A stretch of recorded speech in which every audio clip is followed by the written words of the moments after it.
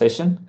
So we do have three very interesting talks. The first one is measurement and analysis of automated certificate ratios from Olamide Omolola, a PhD student at University of Vienna. So um, could you share the video, please? Thank you.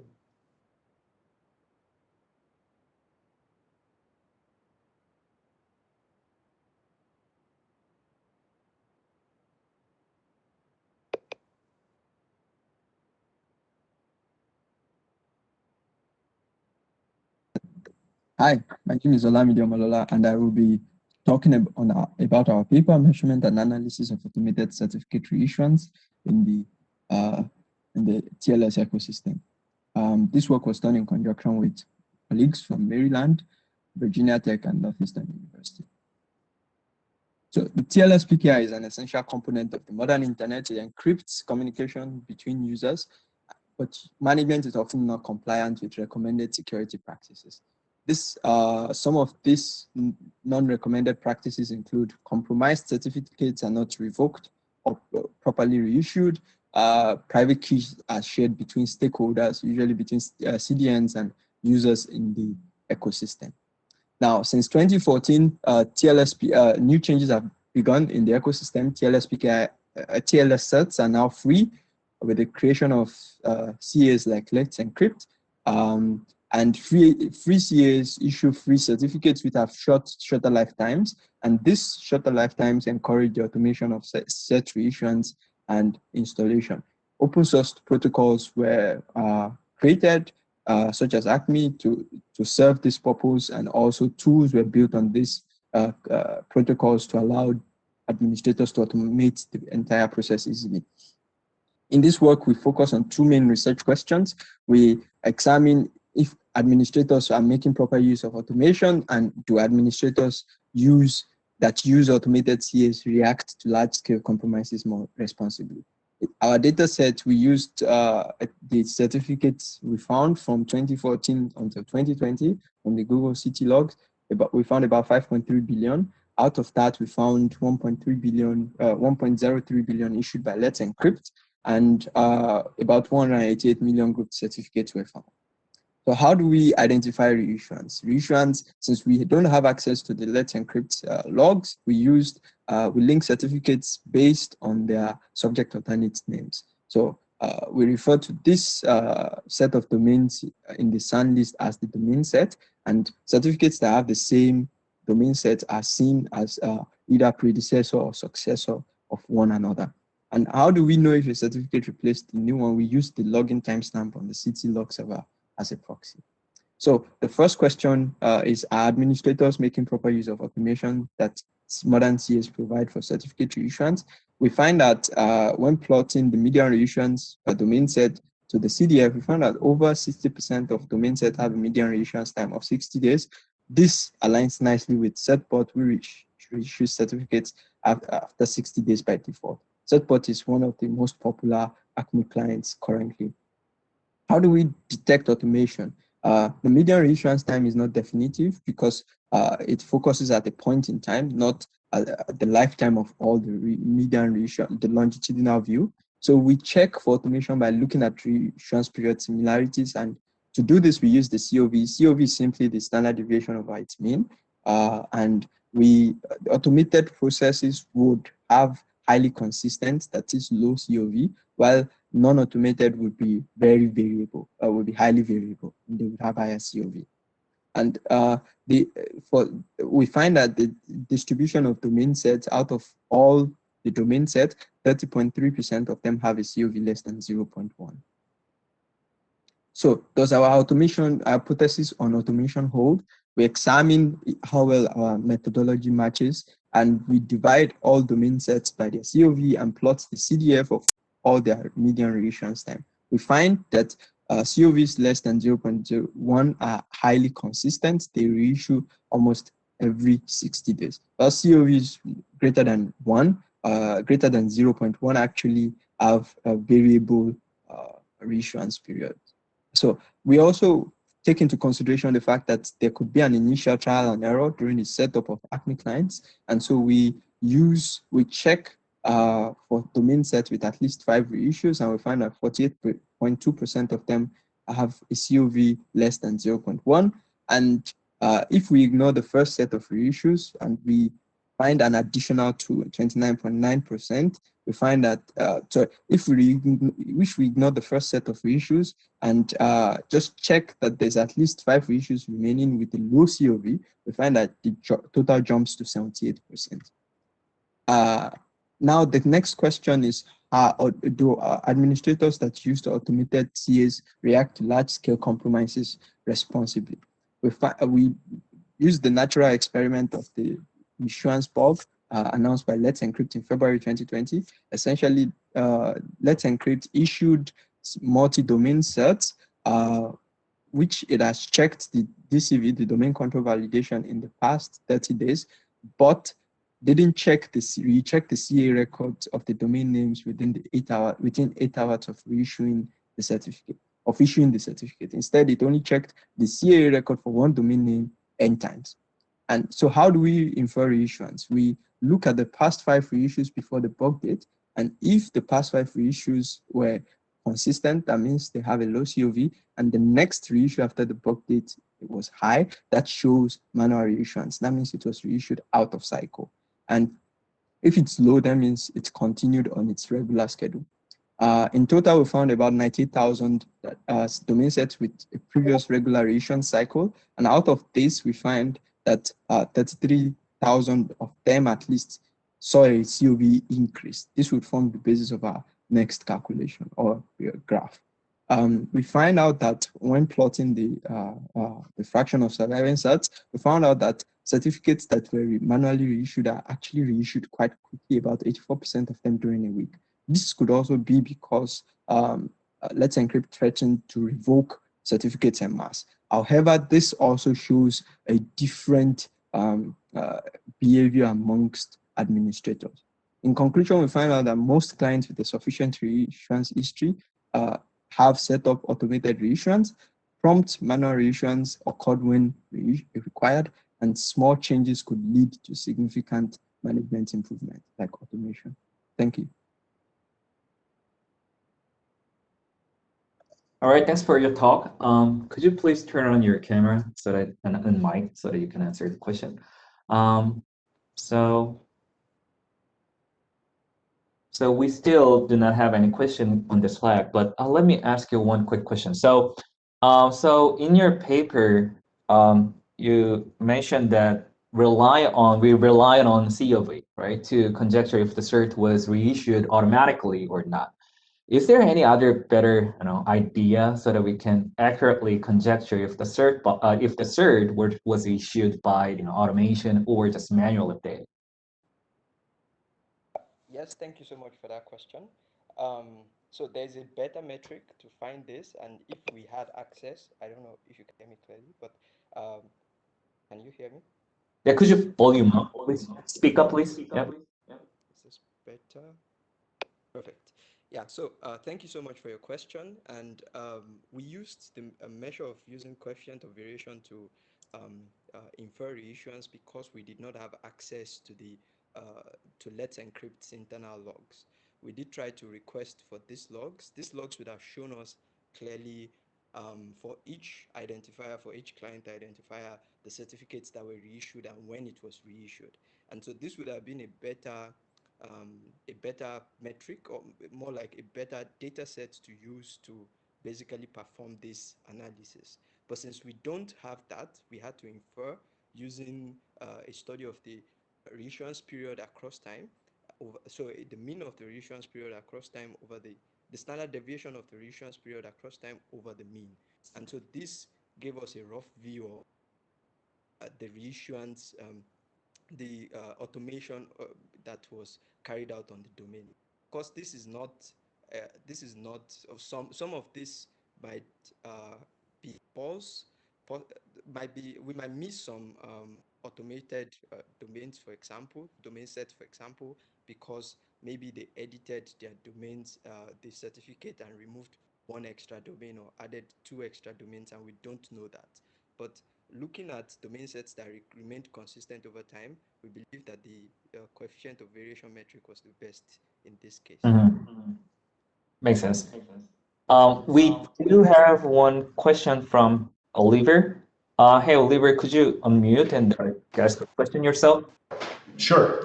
So thanks for the talk. Very interesting. I was wondering. So normally, with automated certificate renewal, what the tools do is that they don't, create a new TLS key, right? So they basically just request a new certificate. So I was wondering whether you looked into that at all, whether there are some automated renewals which actually recreate a new TLS key.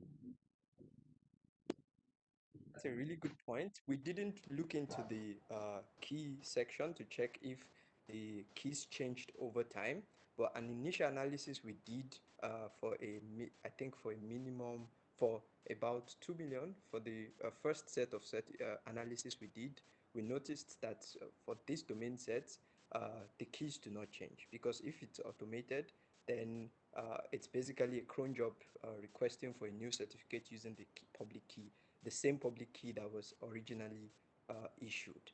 And so we didn't look deep into this direction, actually. All right, thanks. I have one more follow-up question for my first question. So it looks like, as far as I know, depending on these reissuance software such as CertBot using ACME protocol, do you have any sense that, hey, for this specific version of CertBot, by default, they reissue a cert by every 60 days or 45 days. Did you also use this kind of property for considering how many certificates are reissued on this day or something like that? Oh, you're muted, by the way. Oh, yeah. Do you mind repeating your question? I didn't get So that. I think depending on the certified version, for example, certified version number one, by default they reissue certify every 45 days or 60 days. So by referring this kind of software default behavior, I think we can conjecture how many certs are reissued on every 60 days or every 45 days. So did you also try to look up any other publicly available reissuance software to guess reissuance period? Yes, so we did check some other Acme tools. So Certbot is one of the tools built on on the Acme protocol, and it's the most popular one currently. We checked out Acme 4J and a couple of other tools, and we noticed that most of them have a default reissuance period of 60 days. You can change that, but some of them also have a default reissuance of 30 days. And so you would see it in the first graph presentation where there is a jump at 30 days and a jump at 60, a major bump at 60 days. The bump at 30 days is actually the sign was actually we actually conjectured that this was because a certain Acme client was had a default set at 30 days. I think it was Acme 4. I can't remember. It was one of the popular ones as well. And so this actually affects reissuance because what we can see is that most people leave it at the default date of for example, the Acme client. Yeah. I see. All right. Thanks for your talk. We can move on to the next talk, revocation status on the internet, presented by Nikita Korzinski from Lincoln University. So, yeah, please take it away. In this work, we collected revocation statuses from the web public key infrastructure, characterized the lifetime of revocation statuses on the internet, and observed a mass revocation event by Let's Encrypt, which had a significant effect on the global revocation rates. We'll start with an introduction of the web public key infrastructure. Web public key infrastructure facilitates authentication on the internet. It openly associates internet names to subjects and their public keys. In this case, a certificate authority of the Web Public Key infrastructure announces that the bank is entitled to the domain name bank.com by issuing a certificate. In most cases, Web Public Key infrastructure, along with some special cryptographic protocols, allow users to connect to a website using a browser and securely communicate with it while being certified of the identity of that website. In a proper setup, both the client and the website rely on certificates from the Web Public Key infrastructure so that an attacker is unable to impersonate the website. In certain cases, for instance a key compromise, a certificate must be revoked by the authority to prevent its use. In the CRL protocol, upon connecting to a server, a client fetches a certificate revocation list from the corresponding certificate authority. And in the OCSP protocol, a client requests the status of a particular certificate.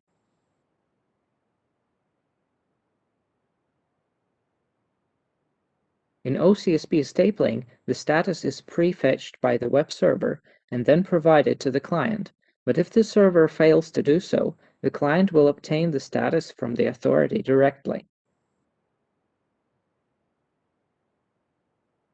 However, in the must staple extension, the client would only establish a connection to the web server if and only if a good revocation status was provided by the web server during the handshake. Certain browsers don't fully utilize the existing revocation protocols. Instead, they regularly download proprietary revocation lists that contain a small portion of the Internet revocations.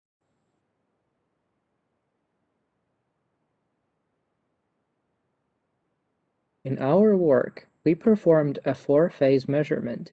In Phase 1, we collected certificates trusted by major browsers with expiration dates between March 2, 2020 and April 1, 2020. The second phase lasted throughout the whole measurement campaign. There, every 12 hours, we've been fetching all CRL lists that were extracted from the above certificates. In the third phase, we performed a first OCSP pass, where for each of the certificates, the initial revocation status was determined less than a day before the certificate expires. And in the fourth phase, the certificates that were found to be revoked during the previous phase were followed for 100 days until July 10, 2020. This was done in order to determine how the revocation statuses change after the certificates expire. Shortly after the beginning of our measurement, Let's Encrypt, the largest CA on the Internet, performed a mass revocation, which affected a lot of certificates from our dataset. This event has significantly increased the overall revocation rate on the Internet. In total, using the census database, we obtained almost 50 million certificates trusted by major browsers that expired during the 30-day period. After following up on the certificates, we found the corresponding revocation rates for Let's Encrypt and other CAs. The mass revocation event happened shortly after the start of our measurement. Normally, Let's Encrypt has a relatively small revocation rate compared to other CAs. On this plot, one can see how the revoked certificates are spread out by their expiration date.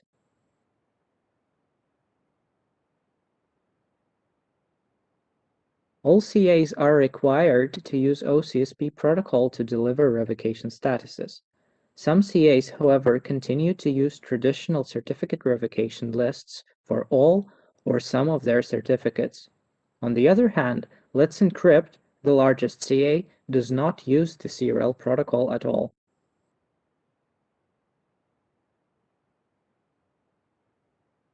Most revocation statuses disappear shortly after certificate expiration. Here, one can see the distribution of status lifetimes for different classes of certificates. We note that the mass revocation event has impacted the status lifetimes of Let's Encrypt certificates. Moreover, revocation statuses of extended validation certificates have a longer lifespan.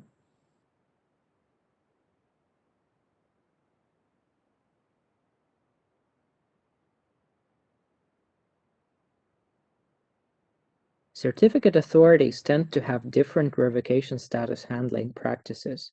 Here, red bars indicate the percentages of revocation statuses that were maintained longer than 30 days, and gray bars indicate the statuses that were maintained between 7 days and 30 days. CA Browser Forum requires CAs to keep the revocation statuses only until certificate expiration. Thus, many authorities switch the revoked statuses to something else soon after the expiration.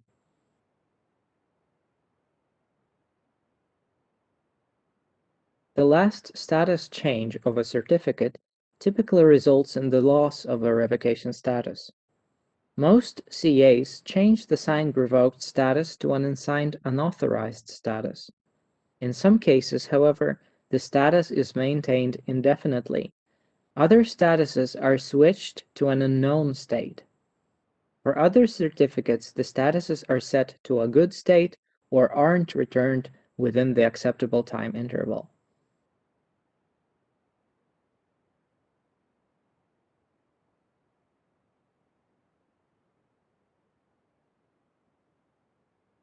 Overall, we found that most revocation statuses on the Internet disappear soon after certificate expiration.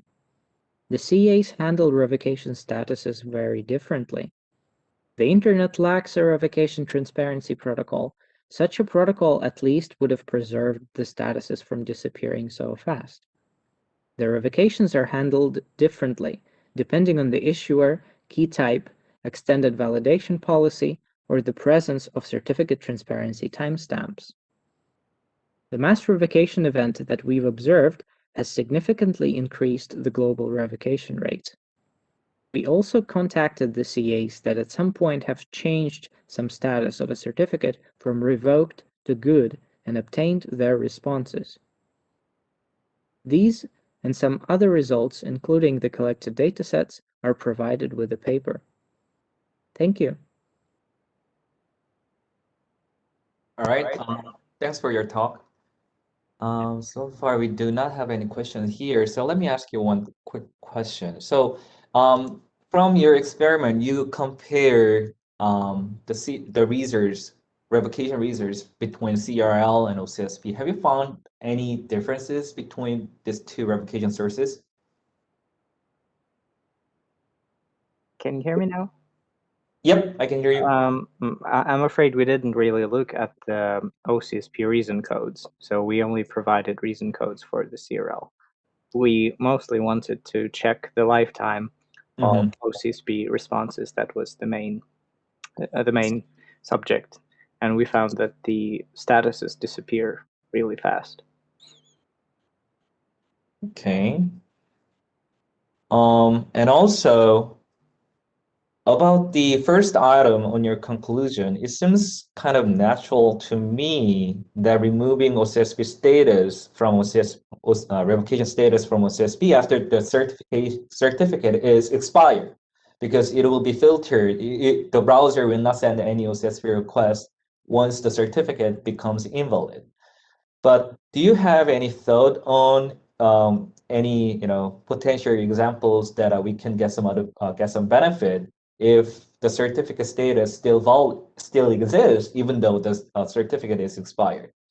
Well, first of all, we would be able to study all of the revoked certificates. We would be able to know when it was revoked and for what reasons. So that's one of the most important ones.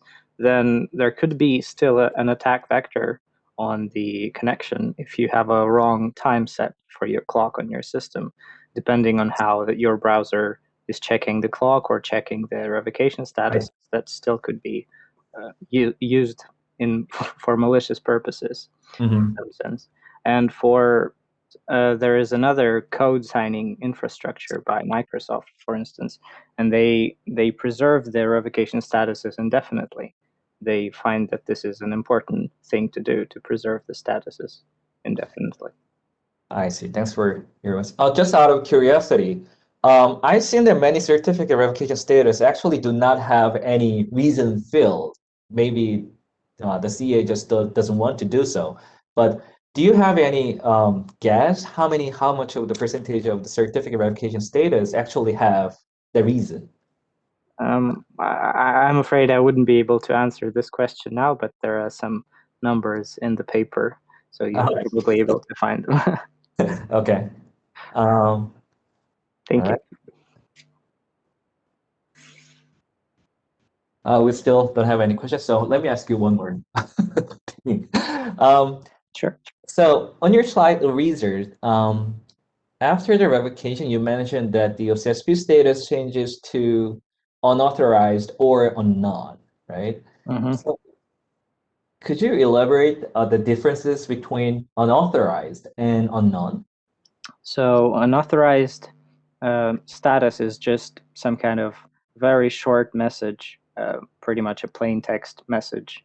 And in certain cases, the unknown status itself is signed. So, so you can actually check that the CA signed this unknown status. So there is a big difference between them in a way, whether you can prove that this response was actually issued or not. I see. Do you know any other reasons why the CEA that issued the certificate, right, doesn't know any reasons why the status of revocation? I'm afraid that I wouldn't be able to answer for all of the CAs, and one of the conclusions that we have is that they handle all of their revocations very differently. I see. We also sent a few questions to some of the CAs about the behaviors that we found a little bit weird, and they gave us different responses to that. So I guess every CA has their own reasons for how they handle revocations, but there's still this CA browser forum that standardizes most of the things, how browsers and CAs are supposed to handle certificates. And All right. All right. Thanks for your talk.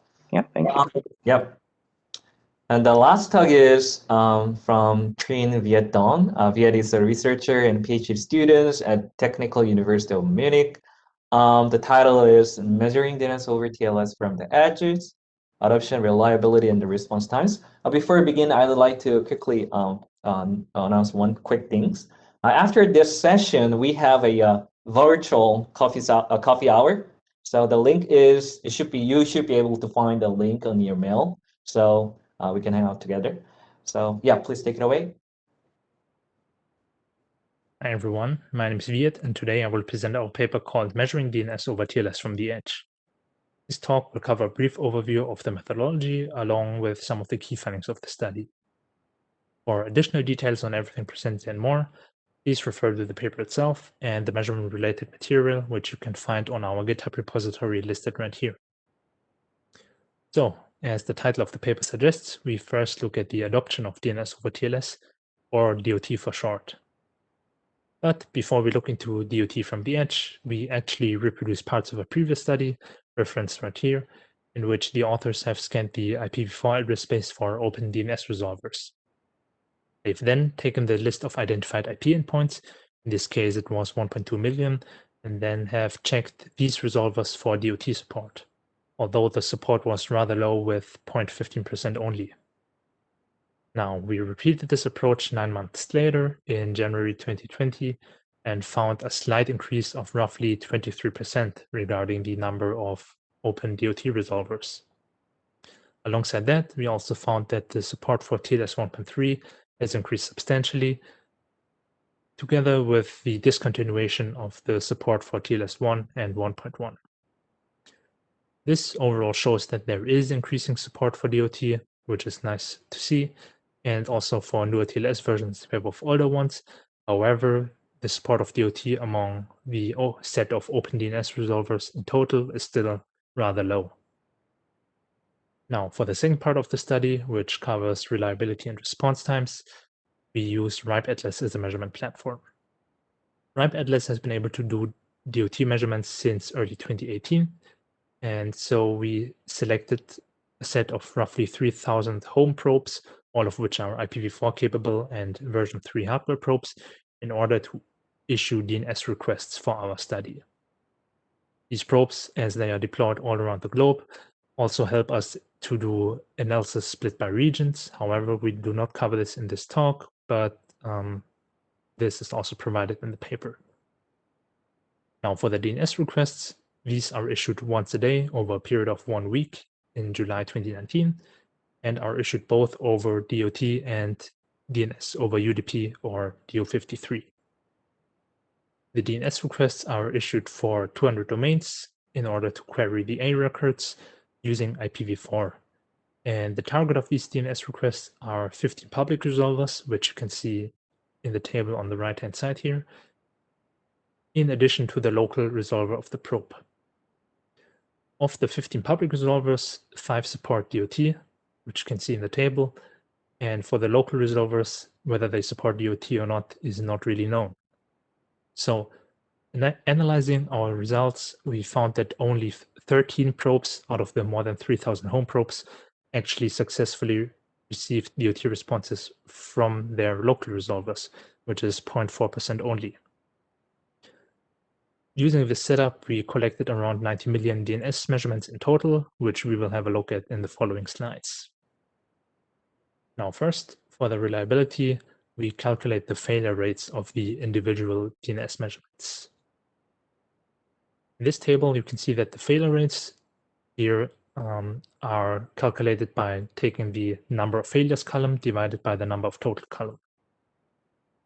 Now, as for the failures are reported when DNS requests could not be sent to the resolvers, or if a DNS response was not received by a probe.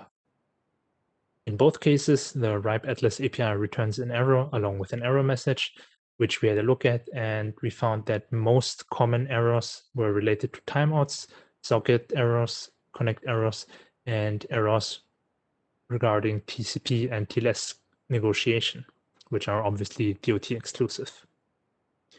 When comparing the failure rates for the resolvers, which offer both DO53 and DOT in particular, we see that DOT has inflated failure rates, which is somewhat expected. These inflated failure rates range from roughly 0.5 percentage point for Google and Cloudflare over to a few percentage points with Quad 9 and clean browsing, up to more than 30 percentage points for the local resolvers. Here in this case, uncensored DNS has an inflated failure rate of roughly 95 percentage points, which is obviously indicating server-side issues. However, for the other resolvers, we saw that the issues were closer to the probe and along the path in particular, which indicates that DOT packets are likely simply dropped along the path by middle boxes. Now for the response times, given that we repeat the measurements for 200 domains over a period of a week, we take the response times of each probe and resolver tuple towards the lower end of the distribution, namely the 5th percentiles, in order to approximate the cases of cached records in particular. The figure here on the right-hand side shows the CDF for these 5th percentiles. However, note that for DOT, the response times include both the handshake times for TCP and TLS, since RIPE Atlas only reports the total response times for DOT. We discussed this in the paper in quite a bit of detail. Now for DO53, we see that the medians of most resolvers is around 10 to 30 milliseconds, whereas for DOT, the medians are roughly 130 to 150 milliseconds for the faster resolvers. So overall, when comparing the two, we see that the response times for DOT are higher by more than 100 milliseconds compared with DO53, which is obviously largely due to the TCP and TLS handshakes. Now, the DOT response times, however, for the local resolvers, which have a median of 147 milliseconds, is actually comparable to the response time of some of the faster public resolvers. Overall, in conclusion, we saw that the DOT adoption is still somewhat low, with less than 0.5%, both in the IPv4 address space overall, but also for the local resolvers of the RIPE Atlas probes. However, there was some good progress regarding the adoption of DOT and newer TLS versions. For the reliability, we saw that DOT failure rates are in some cases comparable to DO53, which was mostly the case for public resolvers. And in some cases, the failure rate for DOT was much higher, which we in particular saw for the local resolvers. And we also saw indications of issues with middle boxes along the path. Lastly, regarding response times, we saw that DOT is slower by more than 100 milliseconds, largely due to the connection and session overhead, although the response times for public and local resolvers are somewhat comparable. As mentioned, all the measurement-related material is online on our GitHub repository, and if you have any questions regarding those, simply reach out to us.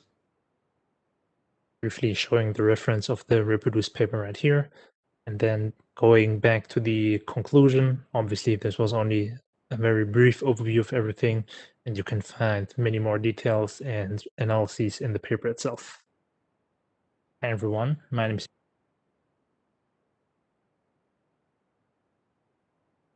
All right. Thanks for your talk. I guess Maria is typing a question. So if you don't mind, could you unmute yourself and ask a question here?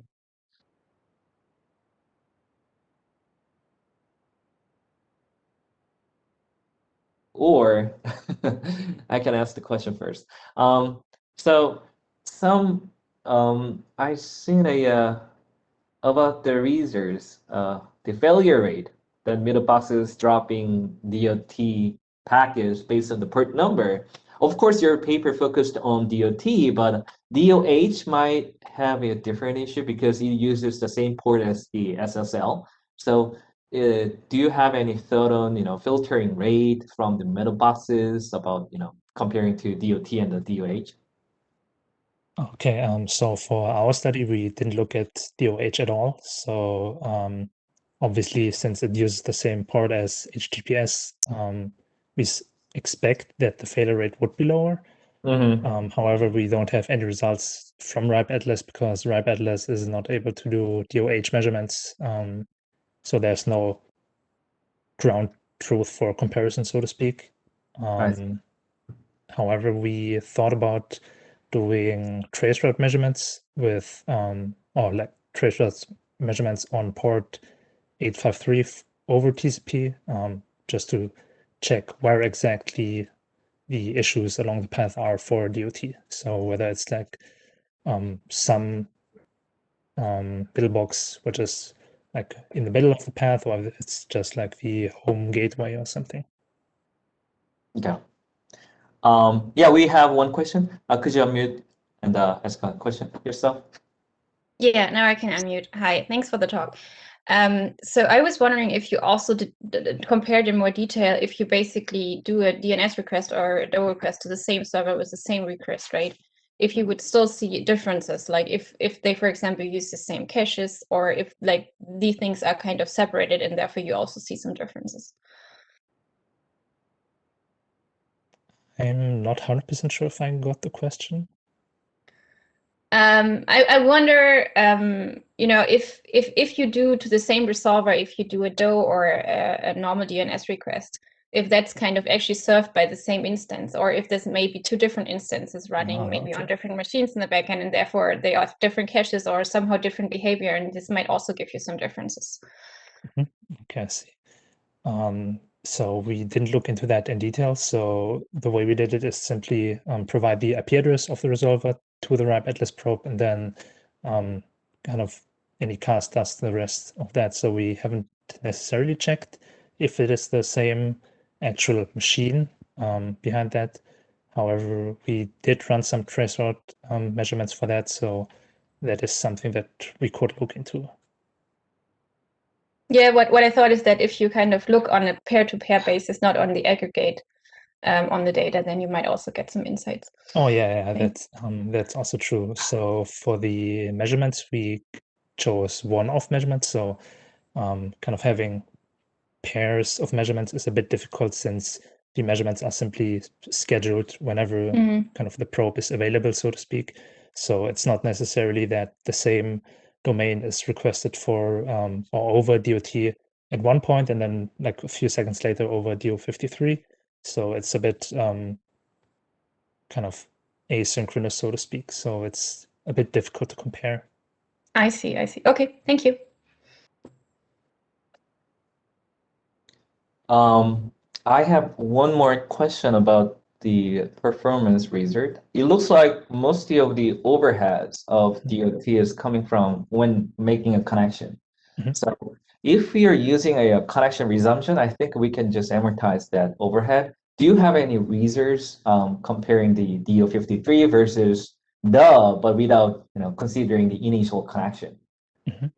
So we did an approximation in the paper where we said, okay, so we expect the RTT of the TCP and the TLS handshake to be 4, for instance, in this case, since you obviously need or like 4 in comparison to DO53, simply because that's how the handshake RTTs are adding up, and then you also do the DNS request after the session and the connection have been established. So we do some estimations in the paper regarding how the response times would actually be. I think there is a paper in the last session of the conference, Can Encrypted DNS Be Fast, I think, which looks at the kind of overhead that these handshakes do, and then also obviously the overhead that would be missing if you would resume the session. All right, thanks. Let's see, so we do not have more questions. All right, so this is it. Thanks for attending the TLS session. Before ending it, we do have one more announcement from the chair. We do have the virtual coffee hours, coffee break, starting right after this session, so that we can do some social activity there. So the link is available, in the chat. And after this breakout session, the next video streaming session will start in 1 hour and 15 minutes. So I hope you enjoy the remaining sessions of the PAM conference. All right, thanks for your time, and I'll see you there.